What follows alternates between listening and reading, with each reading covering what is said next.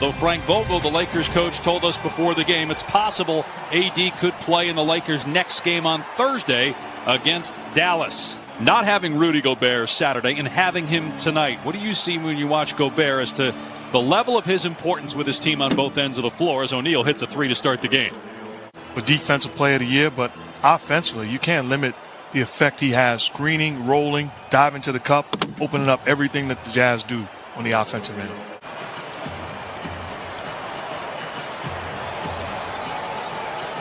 Conley off the Gobert screen. There's what you're talking about, right? A little bit of airspace thanks to the screen from Gobert, and it's 8-0 Jazz.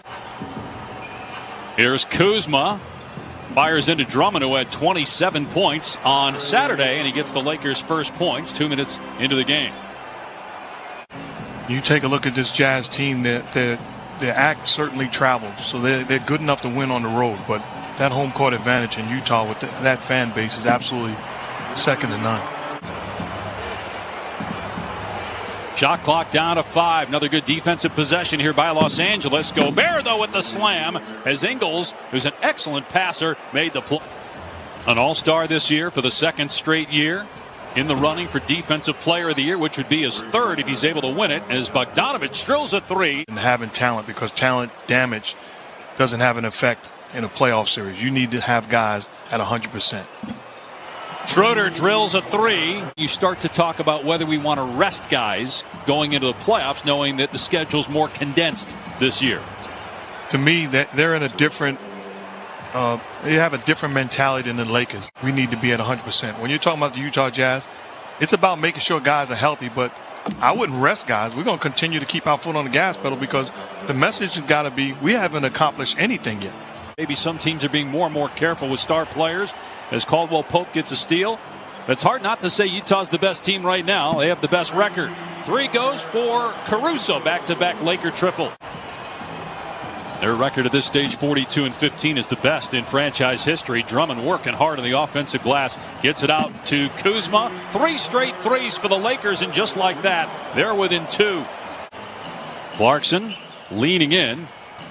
Good teamwork there with Gobert. And Clarkson hits the fall away. The end of the first round, traded by Brooklyn after the Nets drafted him. Clarkson with 1 on the timer knocks down the three. Scored the last 7 points for Utah. His presence, setting screens and diving, then protecting the rim. And I love what Quinn talked about. You got to recognize how you're being defended in the pick and roll action and get rid of the basketball. Meanwhile, a beautiful shot by Schroeder. Similar to Steph Curry, that's something that they're going to have to deal with the rest of the way when they take falls like that because of the bruise and the effect of the injury, the initial injury. 3 minutes gone by, second quarter. Utah by 6. Jazz with the best record in the league as Horton Tucker splashes home a 3-ball. Future's awfully bright with the talent that he has, and he's only getting better. He only played in 6 games last year as Niang kisses it in. Clarkson spinning. Tough shot, but it goes against Ben McLemore, who's playing his 7th game. Clarkson gets past his man and floats it up and in. Missed the shot. He's 2 for 7 from the floor. Utah looking to run. Bogdanovich spins past his man, lays it home, and a foul. Bogdanovich with 9 points and a chance to make it 10. At 15 consecutive games with 20 or more threes. The record is 18 in a row by the Rockets 2 years ago as Kuzma hits the mid-range jumper. Utah already with 6 threes in this game and a 10-point lead. Yeah, they're number 4 in defensive rating since LeBron James' injuries. Favors gets inside.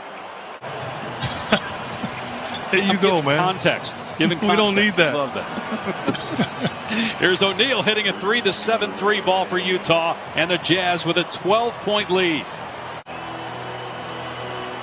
And the timer at 7. Kuzma trying to drive on O'Neal. Got past him, and he puts it in. Tough shot against the outstretched arm of Gobert.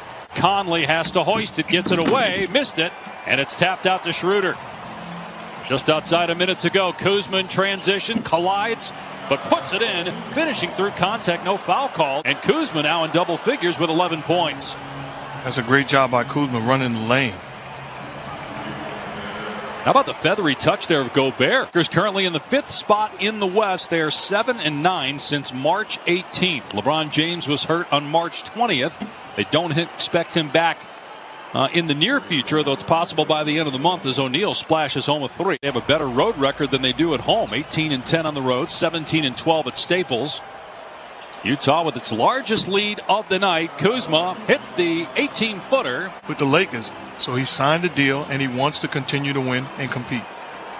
Right, he got that 3-year, $40 million extension. Conley had the defense in no man's land where you're worried about the alley-oop to Gobert, yet he hits that floater with the right hand. He's left-handed, but he makes so many of those with the offhand, and he's got 8 points now. Here's Kuzma again, drops it up and in. 17 for Kuzma. Here's Drummond. His floater is sent back by Gobert and puts Drummond on the ground. Bogdanovich scores. Kuzma thought he got pushed, but count the basket. 11-point Utah lead. Then off to the races. He is a playmaker on the defensive end. Gobert second in the NBA in block shots and in rebounding. Count that one and a foul. So Drummond with a little revenge. He'll go to the line to try to complete the 3-point play. Historically rebound in this league. He's got to rebound the basketball. He's got to protect the paint. And then when called upon, give some scoring.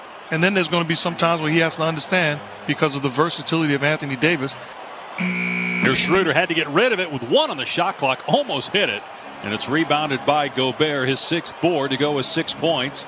Utah by 14, largest lead. Now it's 17. Bogdanovich hits a 3. And this is a potent Utah team as Gobert smashes it with one hand off an alley-oop pass that was just a little bit errant. But it didn't matter. Gobert with a throwdown. Team is loaded with young talent and going to be good for a while. They got the 2nd best record in the NBA as Horton Tucker gets inside for 2 plus a foul, so a 3-point chance here for Talen Horton Tucker. 15 points now for Jordan Clarkson, the former Laker. Step back 3, Horton Tucker in rhythm, splashes it through for his 3rd 3-pointer. Jazz are taking whatever they want on the offensive end. And Utah shooting over 60% and over 50 from 3 as Ingles drops in a 3 and the lead is up to 20. About how difficult it's going to be, not just the MVP race depending on how Jokic and Embiid finish, but the all-NBA teams, because of all the injuries, as Ingles smokes the net with another 3. Missed 16 games, but obviously he's going to miss a bunch more before he comes back at the end of the month. Another 3 for Ingles. That's 13 Utah threes, and the lead is back to 20. Another outstanding year. But with that team, they're going to judge them come playoff time. Will they be together and will they win? Young stars in the NBA. He is absolutely special. Absolutely special. And has it. Whatever it is, he has it. It's been so obvious watching this game compared to Saturday. He does everything for him. Protects the rim, plays out a pick and roll, alters shots.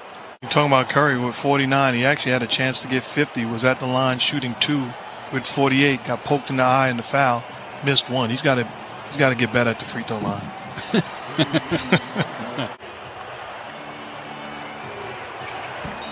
Conley scores and a foul just like that when the Lakers get within striking distance. Utah elite again offensively. Kuzma couldn't handle the pass. And Utah with a 2-on-1. O'Neal gives it back to Bogdanovich for the layup.